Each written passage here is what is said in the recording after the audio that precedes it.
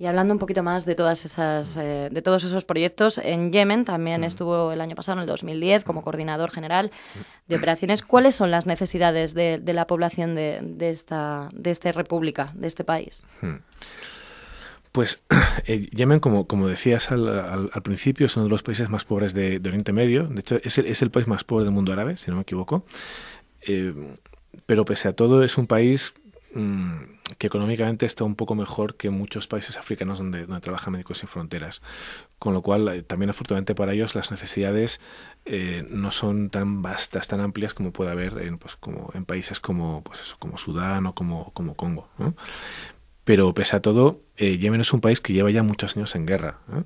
Una guerra que de hecho en los medios de comunicación en Europa prácticamente ha pasado desapercibida, pero bueno, concretamente en el norte hay un conflicto entre el gobierno y un grupo rebelde que se llaman los hutis, que está candente desde hace más de 5 años, ¿no? Y en el sur, pues desde hace ya más de 2 años hay un conflicto prácticamente abierto también entre el gobierno y un movimiento independentista, ¿no? Con lo cual, nosotros nos hemos centrado mucho en la atención a las víctimas de la violencia, ¿no? Que en este caso, en el norte, eran principalmente desplazados, gente que tuvo que huir de la zona de combates entre el gobierno y los rebeldes y que fueron a vivir a campos desplazados en mitad del desierto, situaciones realmente dramáticas, ¿no? Y en el sur también un proyecto de apoyo, en este caso, al bloque quirúrgico y de la sala de emergencias de un pueblo que también es afectado por la violencia, por el conflicto que existe en la zona, ¿eh? Supongo que además de todas estas catástrofes también nacen nuevas enfermedades y hay otras que todavía se van traspasando más. ¿Cuáles son las enfermedades que más se extienden en esta población? En Yemen. Pues... Y bueno, en general, si quiere hablar también un poquito más del resto de... Sí. Pues, bueno, en el caso de Yemen, como ya comentabas también, hay una gran parte de la población que vive con unos ingresos muy limitados y eso está teniendo ya un efecto importante sobre el nivel o el grado, la calidad de nutrición de muchos niños, ¿no? Y ahora mismo con el conflicto en el norte, sobre todo, estamos viendo casos de malnutrición aguda, ¿no? Es decir, niños que normalmente tenían acceso a comida en cantidad y calidad, pero que de pronto, en un periodo de 1, 2, 3, 4 meses, de pronto el acceso a comida ha bajado mucho, ¿no? Y hay, pues toda una serie, aparte del hambre como tal, hay toda una serie de patologías que están asociadas a esta situación, ¿no? Y esto lo hemos visto, pues efectivamente, muchísimo en Yemen, ¿no? Pero no solo en Yemen, como nos comentabas, ¿verdad? Supongo que también, por ejemplo, en otros países, el Congo, la malaria está a la orden del día, por ejemplo. Pero bueno, centrándonos en Yemen, que es de lo que estábamos hablando, nos decía también que ha habido diversos, pues, ¿cómo decirlo?, conflictos en el norte y en el sur, aunque bien es cierto que están unificados desde el año 1990, si no me equivoco. ¿Cómo actúa Médicos Sin Fronteras ante estas tensiones políticas? Pues, claro, el trabajo en muchos países, y concretamente en Yemen, es muy difícil en el sentido de que en Yemen, sobre todo, Médicos Sin Fronteras no es muy conocido entre el gobierno, entre la población, y claro, siempre hay una cierta desconfianza por parte tanto del gobierno como de los otros grupos militares que operan por la zona respecto a cuáles son las intenciones de la organización, ¿no? Un poco pues esta pregunta, ¿no? Realmente esta gente, ¿por qué se quiere meter en el hospital, en el pueblo más peligroso del país, ¿no? O sea, pero ¿realmente vienen a ayudar o realmente hay algo más que está por detrás, ¿no?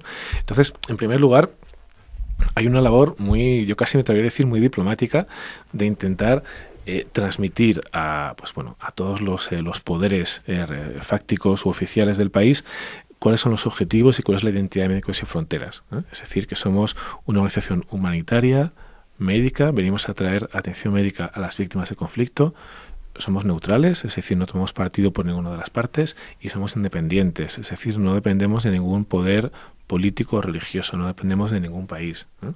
Esto es muy importante y no es fácil transmitir un mensaje muchas veces, ¿no?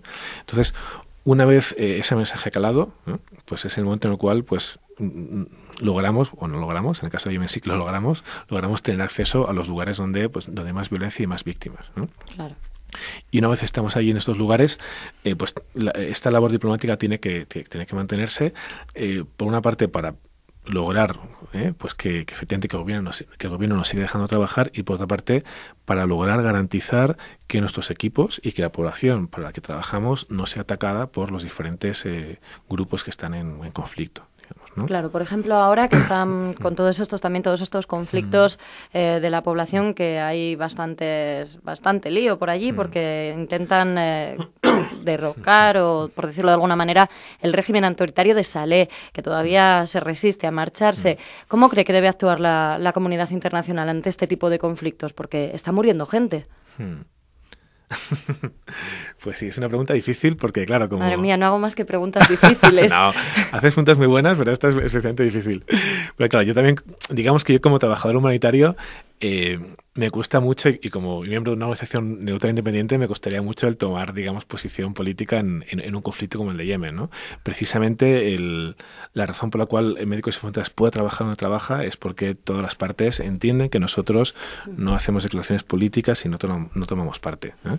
En el caso de Yemen, sin duda alguna, la situación actual está creando un nivel de sufrimiento muy alto, ¿no? Hay muchísimas víctimas y sobre todo lo que a mí me sorprende es que, claro, la diferencia entre lo que sale en la televisión y lo que me dicen mis compañeros que siguen trabajando allí, ¿no? Y es que, pues bueno, concretamente, la mayoría de los periodistas extranjeros están en Sanaa, en la capital, pero claro, el conflicto no está solo en Sanaa, está, como decía, está en el norte, está en el sur y está en otras muchas ciudades donde está habiendo también, pues, grandes manifestaciones y grandes y bastantes víctimas de estos enfrentamientos. Pero ¿cómo debería de actuar la comunicación internacional? Repito la pregunta, porque quizás lo que decíamos, que con los medios de comunicación se diluye un poquito la realidad de esas zonas, y también pues algunos gobiernos como que se lavan las manos, dicen esto no va conmigo, tal. ¿Cómo deberíamos de actuar, de concienciarnos también para poder ayudar a estas zonas desde el ámbito político, ya que ustedes se mantienen neutrales? Sí.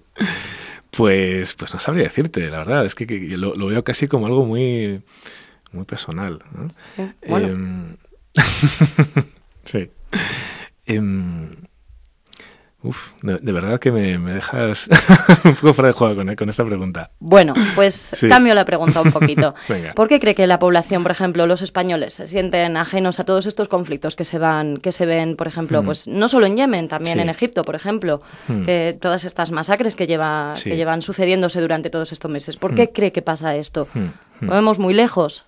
Hombre, no hay ninguna duda de que la población española, o yo creo que la población en todos los países occidentales, ha sufrido una sobrecarga de imágenes sobre tragedias que han ocurrido pues en los países pobres, ¿no?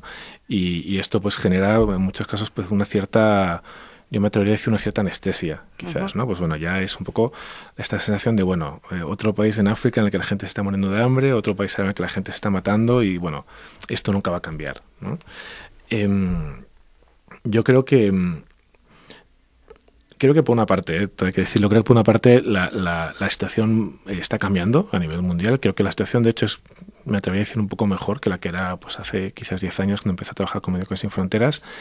Y bueno, y también pienso que desde luego es una labor muy importante que tenemos que realizar las organizaciones no gubernamentales, Médicos Sin Fronteras y los periodistas, es seguir transmitiendo, digamos, lo que está ocurriendo en estos países, y quizás es difícil, pero el intentar transmitir también no solo el sufrimiento, no solo la imagen del niño muriéndose de hambre, sino el por qué, ¿no? O sea, por qué ocurren estas cosas y de qué manera cada uno de nosotros en España podemos poner nuestro granito de arena para cambiar las cosas, ¿no? Y sí que se pueden hacer cosas, ¿no? Pues de eso vamos a seguir hablando en unos instantes. Ahora, de momento, nos vamos unos minutos a publicidad de la mano de Agua Mineral Bezoya, porque va a entrar en nuestra segunda parte de Importando Talento de hoy el concejal de Servicios Sociales y Sanidad del Ayuntamiento de Segovia, para hablar también de este tema de cooperación al desarrollo con Pablo Marco, de Médicos Sin Fronteras. No se muevan, señores.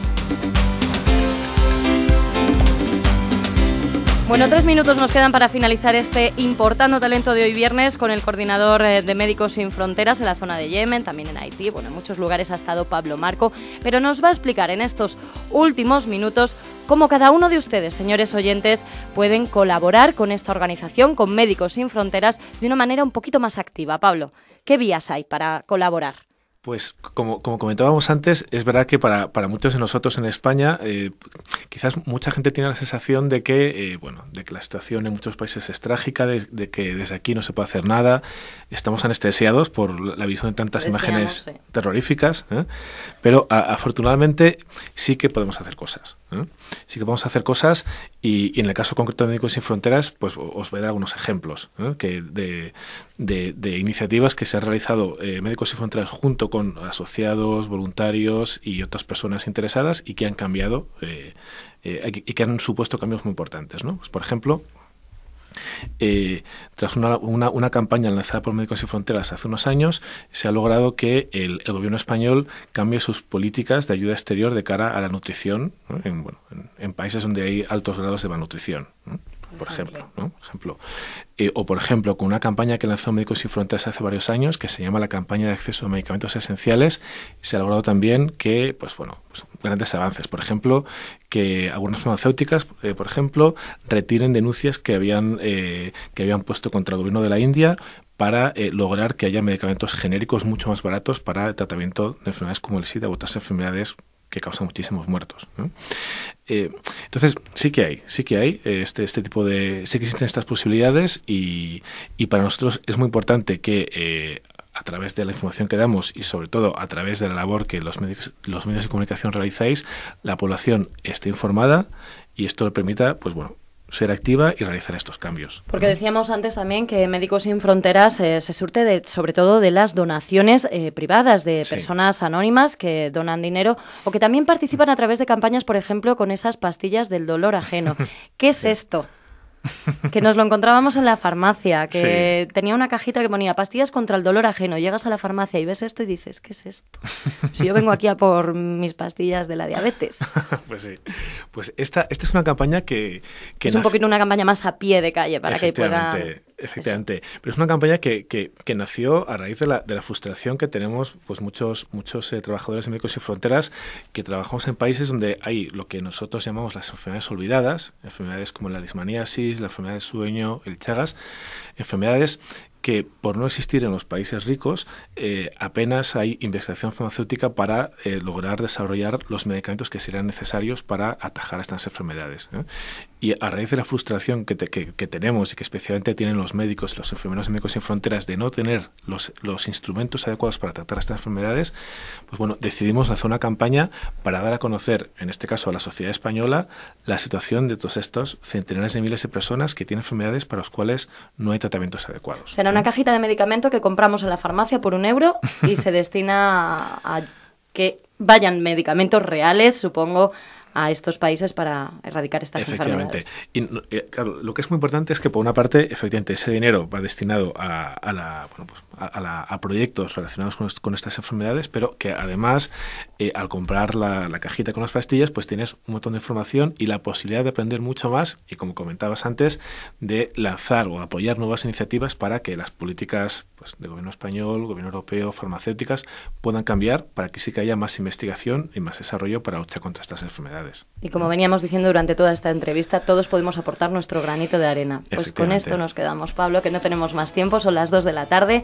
Te agradecemos haber estado hoy con nosotros aquí en Intereconomía, en Importando Talento. Que te vaya muy bien, te deseamos mucha suerte y que se vayan consiguiendo más cosas. Muchísimas gracias, Alicia.